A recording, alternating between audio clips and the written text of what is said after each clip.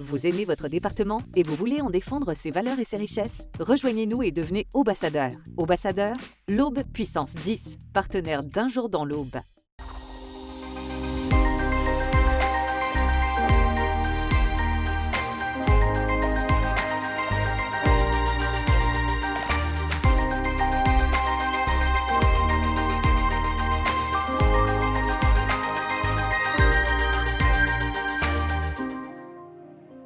Après Un jour à 3, voici Un jour dans l'Aube. Une émission pour partir à la rencontre de personnalités qui font bouger le département. Des hommes et des femmes ayant un parcours atypique ou un métier qui les passionne. À commencer par Christian Brindel, comédien, metteur en scène. Si l'on connaît son rôle principal dans le téléfilm Charlemagne, sa carrière l'a emmené vers différents horizons.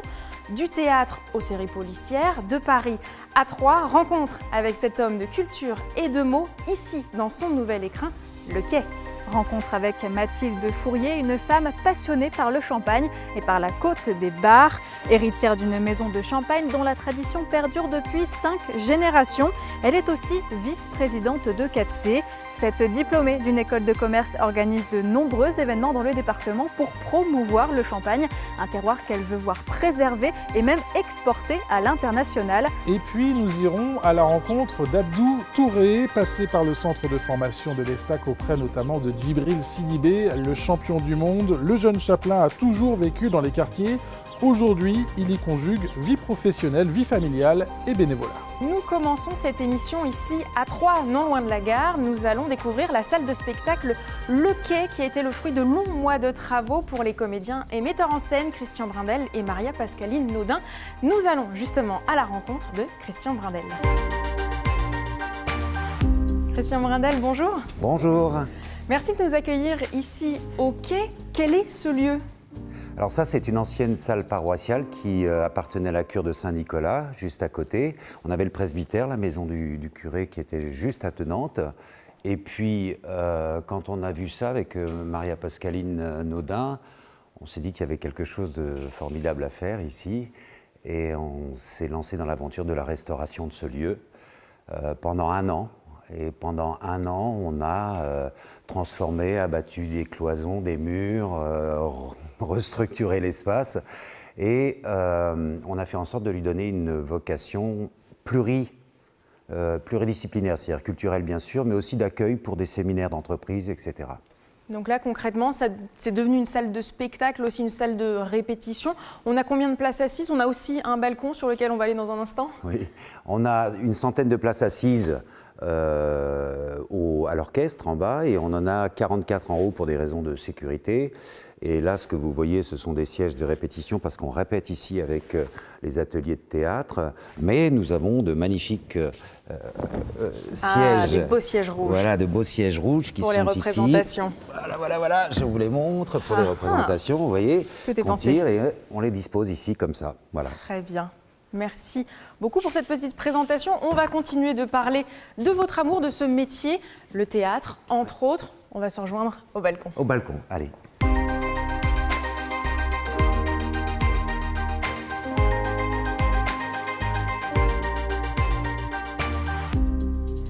Christian Brindel, on vous connaît aujourd'hui comme un comédien accompli, metteur en scène. On peut imaginer que c'est le fruit d'une vocation d'enfance. Depuis tout petit, vous avez pris des cours de théâtre et c'est ce que vous vouliez faire. Et en fait, pas vraiment. Vous avez changé en cours d'études. Oui, pas du tout même. Non, j'avais jamais imaginé que je ferais ça. Et j'étais en classe préparatoire au lycée Chaptal à Paris. Et puis... c'était dur, c'était intense, j'étais un peu en avance dans mes études, donc j'étais très jeune, je supportais assez mal la pression. Et au cours de cette année-là, cette première année-là, j'ai vu 4 films qui m'ont littéralement touché, bouleversé.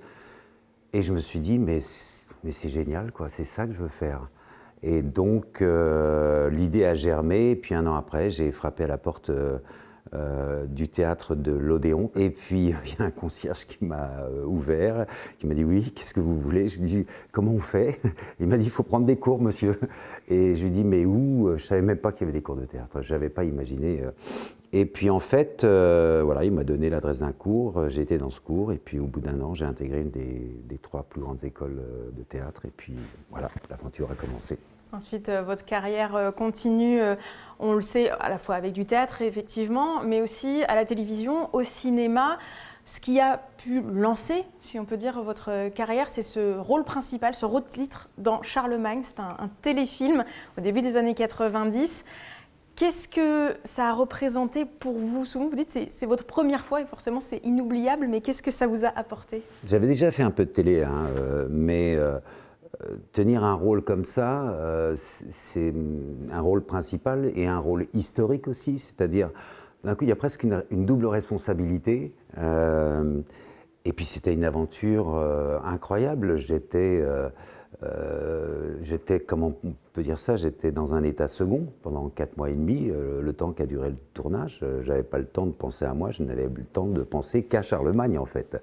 Et pour vous dire, j'ai dû aller 3 fois au restaurant en 4 mois et demi, et le reste du temps, Marianne Audin, qui est mon épouse et qui est la mère de mes enfants aussi, est venue 2 ou 3 fois sur le tournage parce que j'étais, moi, comme dans un TGV, j'avais pas le temps de faire autre chose.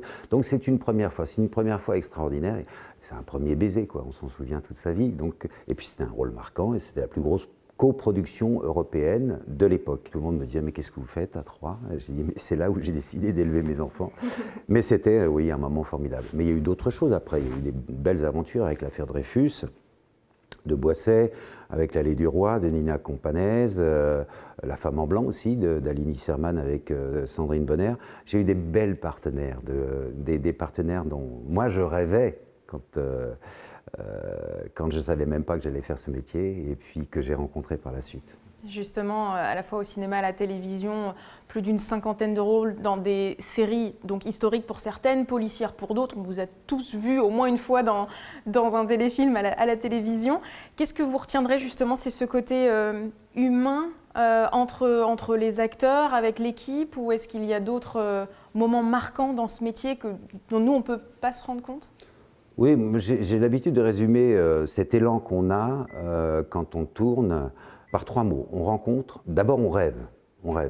Et on rêve de jouer, on rêve d'interpréter, on rêve sur un rôle, donc rêver.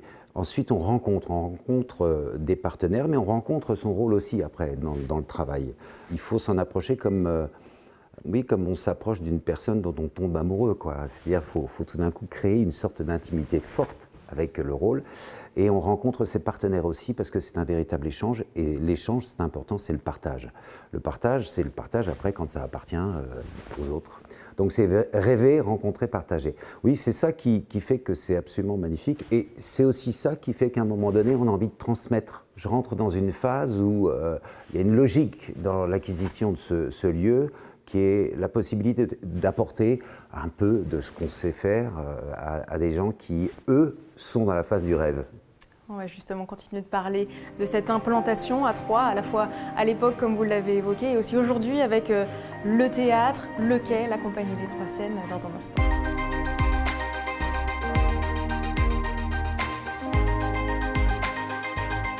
Christian Brindel, vous êtes parisien à l'origine, vous êtes arrivé ici à Troyes en 1989 pour favoriser une qualité de vie familiale un petit peu plus opportune ici dans le département de l'Aube. Et depuis, vous vous êtes investi pleinement au niveau de la ville notamment. On peut d'abord évoquer Ville en Lumière. C'est une déambulation nocturne, vous y avez participé en 2010, en 2011, entre autres pour Chrétien de Troyes, Bernard de Clairvaux, et en 2014. 2014, oui, exact. Vous avez même managé, si on peut dire, l'intégralité du spectacle. Si 3 mètres est compté, oui, c'est ça. Oui. Qu'est-ce que ça vous a apporté, ou même pourquoi avez-vous choisi de participer à ce type d'événement? Alors pourquoi? Parce que c'était des beaux projets, parce que Ville en Lumière, c'est un contact direct avec les Troyens. C'est quelque chose qui me touchait. Moi, j'ai été accueilli ici, je me suis senti accueilli. Et c'est pas que je me sente redevable, mais il y a comme ça une sorte de retour naturel qui, moi, me paraissait évident. Et puis c'était un beau projet. Chrétienne Troyes, c'est le patrimoine immatériel de la ville de Troyes. Bernard de Clairvaux aussi. Pour Rachid, on était en 2012, on était à Avignon, donc j'ai pas pu le faire. Et après, quand l'opportunité s'est présentée de faire Si Troyes m'était compté, j'ai trouvé que c'était un beau projet, qu'il fallait absolument se lancer à corps perdu là-dedans et essayer d'en faire un spectacle dont les Troyens se souviendraient. Mais je trouve ça bien de s'ancrer artistiquement ici aussi. Et c'est d'ailleurs un peu, j'allais dire la suite logique, là, ce lieu-là. Pendant 10 ans, on a mis en place des ateliers de création théâtrale pour des amateurs. On travaille aussi avec des professionnels locaux sur les propositions théâtrales professionnelles. On est parti à Avignon. Voilà, on existe sur le territoire local aussi, pas que sur le territoire national ou international à la télévision. Non, non, c'est important d'être là. Justement, là, on évoque un petit peu le côté théâtral. Vous êtes revenu plus en tant que comédien, metteur en scène, notamment avec la compagnie Les Trois Scènes, qui utilise aussi cette salle pour répéter et monter les projets. Aujourd'hui, c'est vraiment le théâtre, votre objectif principal maintenant ? Alors le théâtre, c'est l'origine, c'est presque la matrice. Le théâtre, ce sont des sensations extraordinaires.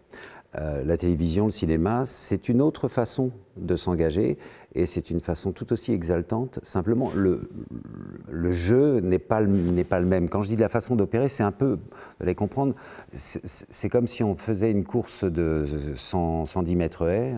Il faut tout donner en un instant très, très, très concentré à la télévision devant une caméra. Au théâtre, c'est plutôt un marathon, c'est plutôt quelque chose qui se fait sur de la distance. Mais globalement, ça reste un investissement qui est quasiment similaire. Et si en ce moment je suis plus sur le théâtre, c'est aussi parce que c'est aussi une question d'opportunité. C'est-à-dire que les opportunités à la télévision ou sont moins intéressantes ou ne sont pas encore présentes en fonction de mon physique. Je ne peux plus tout à fait jouer les jeunes premiers et je ne suis peut-être pas encore assez lourd sur le plan de l'âge, pas assez ridé pour jouer les anciens, les patriarches, et on est très catégorisé en France. Et la deuxième vraie raison au théâtre, c'est qu'il y a une possibilité de transmission là. Et avec Maria Pascaline Naudin, on a ces ateliers de théâtre qui durent maintenant depuis 10 ans, qui concernent des amateurs, qui nous enrichissent nous aussi. Faut bien comprendre que de transmettre, c'est s'enrichir. Donner, c'est s'enrichir. C'est pas une parole spirituelle que je suis en train de dire, mais c'est vrai. Dans l'artistique, quand on transmet, on est obligé de trouver les mots pour aller au cœur des choses très rapidement. Et du coup, on apprend aux autres, mais on apprend à soi-même aussi. Et ça, c'est un lieu qui va permettre tout ça. Il y aura peut-être ici des rencontres d'improvisation. Il y aura tout est possible ici. Merci de nous avoir présenté ce lieu, justement, le quai, votre carrière aussi. Là, tout prochainement, là, c'était le gros projet en cours. Est-ce qu'on peut imaginer vous revoir, vous, sur les planches, ici ou ailleurs, dans les prochains mois ? Oui, c'est pas impossible. On est en train de réfléchir à monter ici un des projets qu'on avait mis sur pied il y a 2 ans, 3 ans maintenant, qui était Caravane, qu'on avait joué à la Madeleine et à l'espace Gérard Philippe, et il est possible qu'on puisse le remonter ici. Et on a avec Maria Pascaline Naudin des envies d'écriture et de réalisation théâtrale. Mais ce sont des projets qui prennent un peu de temps à mettre sur pied et qu'on pourra probablement jouer ici dans un premier temps. Bon, c'est un bel espace, ça le permet. Hein.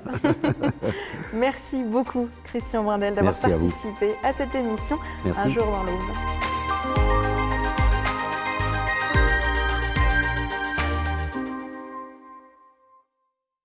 Que vous soyez particulier, chef d'entreprise, profession libérale ou bien viticulteur, agriculteur ou encore artiste ou sportif, rejoignez-nous et devenez ambassadeur. Ambassadeur, l'Aube puissance 10, partenaire d'Un jour dans l'Aube.